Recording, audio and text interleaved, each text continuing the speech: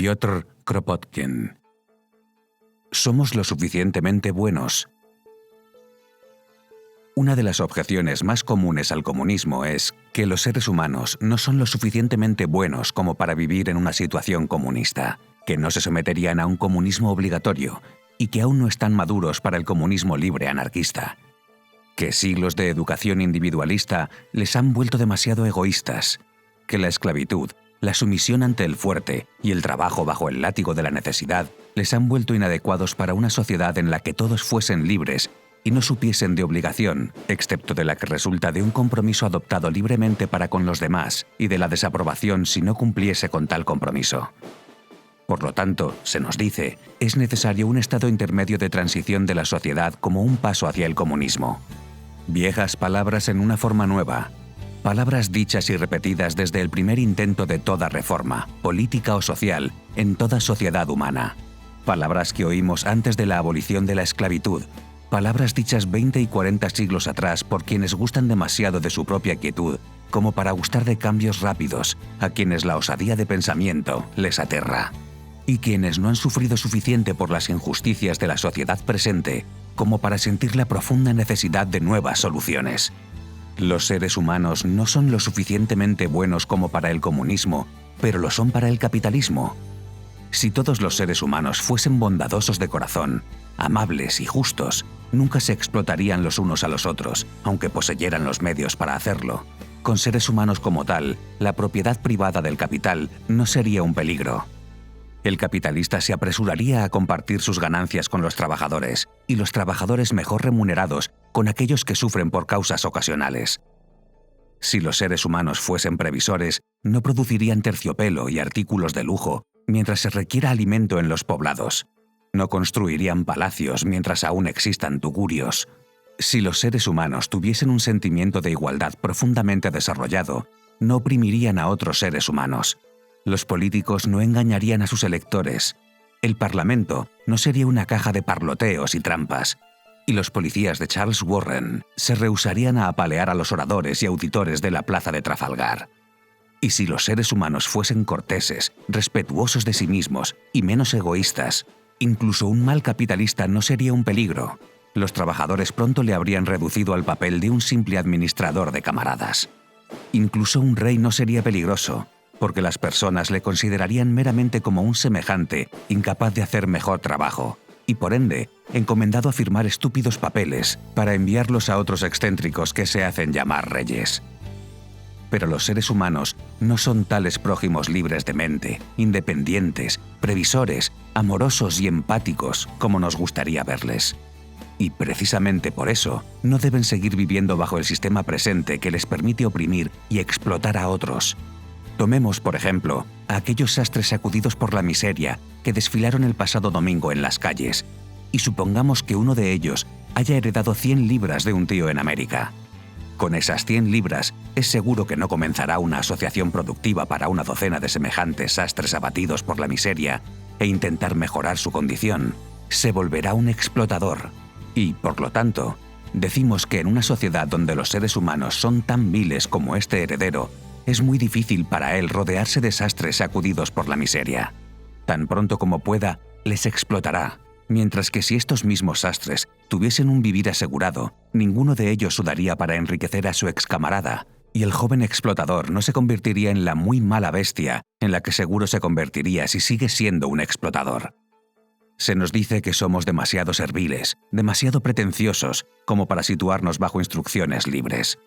Pero nosotros decimos que ya que por cierto somos tan serviles, ya no debemos seguir más bajo las instituciones presentes que favorecen el desarrollo del servilismo.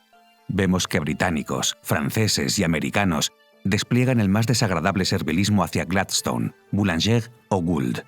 Y concluimos que en una humanidad ya dotada de tales instintos serviles, es muy malo tener a las masas forzosamente privadas de una educación más elevada y obligada a vivir bajo la presente injusticia en riqueza, educación y conocimiento.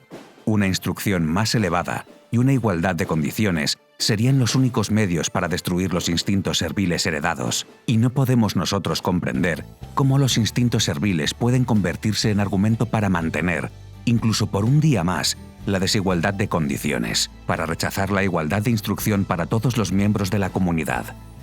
El espacio es limitado, pero sometamos al mismo análisis cualquiera de los aspectos de nuestra vida social y verán que el presente sistema capitalista y autoritario es absolutamente inapropiado para una sociedad de seres humanos tan imprevisores, tan rapaces, tan egoístas y tan serviles como lo son ahora. Por lo tanto, cuando oímos a personas diciendo que los anarquistas imaginan a los seres humanos mucho mejores de como realmente son, nos preguntamos simplemente cómo personas inteligentes pueden repetir aquel absurdo. ¿No decimos acaso continuamente que el único medio para volver a los seres humanos menos rapaces y egoístas, menos ambiciosos y menos serviles al mismo tiempo, es eliminar aquellas condiciones que favorecen el crecimiento del egoísmo y la rapacidad, del servilismo y la ambición? La única diferencia entre nosotros y aquellos que formulan la objeción anterior es esta. Nosotros no exageramos, como ellos, los instintos inferiores de las masas, y no cerramos nuestros ojos complacientemente a los mismos malos instintos en las clases altas. Mantenemos que ambos, dominadores y dominados, se pudren con la autoridad. Ambos, explotadores y explotados, se malogran con la explotación. Mientras nuestros oponentes parecen aceptar que existen unos panes de Dios, los gobernantes, los empleadores, los líderes, quienes, con gusto, previenen que los seres humanos malos, los gobernados, los explotados, los conducidos, se vuelvan peores de lo que son. Ahí está la diferencia, y es una muy importante. Nosotros admitimos las imperfecciones de la naturaleza humana, pero no hacemos excepciones para los dominadores. Ellos sí lo hacen, aunque a veces inconscientemente, y debido a que nosotros no hacemos tal excepción, nos dicen ellos que somos soñadores, que somos poco prácticos. Una antigua disputa, aquella entre los prácticos y los poco prácticos, los supuestamente utopistas. Una disputa que se renueva ante cada cambio propuesto y que siempre termina en la total derrota de quienes se autodenominan personas prácticas. Muchos debemos recordar la disputa que se propagó en América antes de la abolición de la esclavitud. Cuando se defendió la completa emancipación de los negros, los prácticos solían decir que si a los negros ya no se les obligara a trabajar mediante el uso de los látigos de sus amos, no trabajarían en absoluto y pronto se volverían una carga para la comunidad. Los látigos gruesos podían ser prohibidos, decían, y el grosor de los látigos podría ser reducido progresivamente por la ley, a media pulgada primero, y luego a una pequeñez de unas pocas décimas de pulgada. Pero algún tipo de látigo debe mantenerse. Y cuando los abolicionistas dijeron, tal como decimos nosotros ahora, que el goce del producto de la propia labor sería un inductor mucho más poderoso para el trabajo que el más grueso de los látigos, «Tonterías, mi amigo», les dijeron. Tal como se nos dice ahora, no conoces la naturaleza humana. Años de esclavitud les han vuelto imprevisores, flojos y serviles, y la naturaleza humana no puede cambiarse en un día. Estás impregnado, claro, con las mejores intenciones, pero estás siendo poco práctico. Bueno, por un tiempo los prácticos tuvieron su propio modo de elaborar planes para la emancipación gradual de los negros. Pero, ¡ay!, los planes probaron ser bastante poco prácticos y la guerra civil, la más sangrienta registrada, rompió. Pero la guerra resultó en la abolición de la esclavitud, sin ningún periodo de transición. Y ya ven, ninguna de las terribles consecuencias previstas por los prácticos acaeció. Los negros trabajan, son industriosos y laboriosos, son previsores, demasiado previsores, de hecho, y el único arrepentimiento que se puede expresar es que el plan defendido por el ala izquierda del campo poco práctico, la igualdad completa y la distribución de tierras, no se realizara, hubiese ahorrado muchos problemas. Alrededor del mismo tiempo, una disputa similar se propagó en Rusia, y su causa fue esta. Había en Rusia 20 millones de sirvientes. Por varias generaciones habían estado bajo la dominación, o mejor dicho, la vara de sus amos. Eran azotados por arar mal sus suelos, azotados para que hicieran el aseo en sus hogares, azotados por la imperfección en el tejido de sus vestimentas, azotados por no casar antes a sus niños y niñas, azotados por todo. Servilismo, imprevisión, eran sus supuestas características. Luego vinieron los utopistas y demandaron nada menos que lo siguiente: completa liberación de los sirvientes, abolición inmediata de toda obligación de los sirvientes hacia el Señor.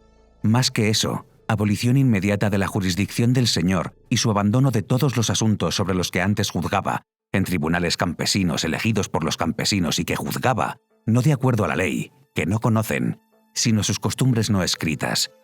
Tal era el plan poco práctico del campo poco práctico. Fue tratado como mero desatino por los prácticos, pero felizmente había en esos tiempos en Rusia una buena cantidad de poca practicabilidad en los campesinos, quienes se sublevaron con palos contra las armas y se rehusaron al sometimiento, no obstante las masacres, y por lo tanto reforzaron el estado mental poco práctico a un grado tal como para permitir que el campo poco práctico forzara al zar a firmar su plan, aún mutilado en algún grado. Los más prácticos se apresuraron a abandonar Rusia, para que no les cortaran la garganta pocos días después de la promulgación de aquel plan poco práctico. Pero todo continuó bastante bien, no obstante los diversos traspiés cometidos aún por los prácticos. Estos esclavos, a los que se les reputaba como imprevisores, brutos egoístas y demás, desplegaron tan buen sentido, tanta capacidad de organización como para superar las expectativas de incluso los más poco prácticos de los utopistas. Y 3 años tras la emancipación, la fisonomía general de los poblados había cambiado completamente. Los esclavos se estaban convirtiendo en seres humanos. Los utopistas ganaron la batalla. Probaron que ellos eran los realmente prácticos y que quienes pretendían ser prácticos eran imbéciles. Y el único arrepentimiento expresado ahora por todos quienes conocen el campesinado ruso es que demasiadas concesiones les fueron hechas a aquellos imbéciles prácticos y egoístas, estrechos de mente, que el consejo del ala izquierda del campo poco práctico no haya sido seguido a cabalidad. No podemos ya dar más ejemplos, pero invitamos fervorosamente a quienes gustan de razonar por sí mismos a estudiar la historia de cualquiera de los grandes cambios sociales que han ocurrido en la humanidad desde el levantamiento de las comunas a la Reforma y a nuestros tiempos modernos. Verán que la historia no es más que una lucha entre dominadores y dominados, opresores y oprimidos, en la que el campo práctico siempre toma parte del lado de los dominadores y los opresores, mientras que el campo poco práctico toma parte del lado de los oprimidos. Y verán que la lucha siempre termina en una derrota final del campo práctico, luego de mucha sangre derramada y sufrimiento, debido a lo que llaman su buen sentido práctico. Si al decir que somos poco prácticos, nuestros oponentes quieren decir que prevemos la marcha de los eventos mucho mejor que los cobardes prácticos cortos de vista, entonces tienen razón. Pero si quieren decir que ellos, los prácticos, tienen una mejor previsión de los eventos, entonces les enviamos a la historia y les pedimos que se dispongan a concordar con sus enseñanzas antes de realizar tan presuntuosa afirmación.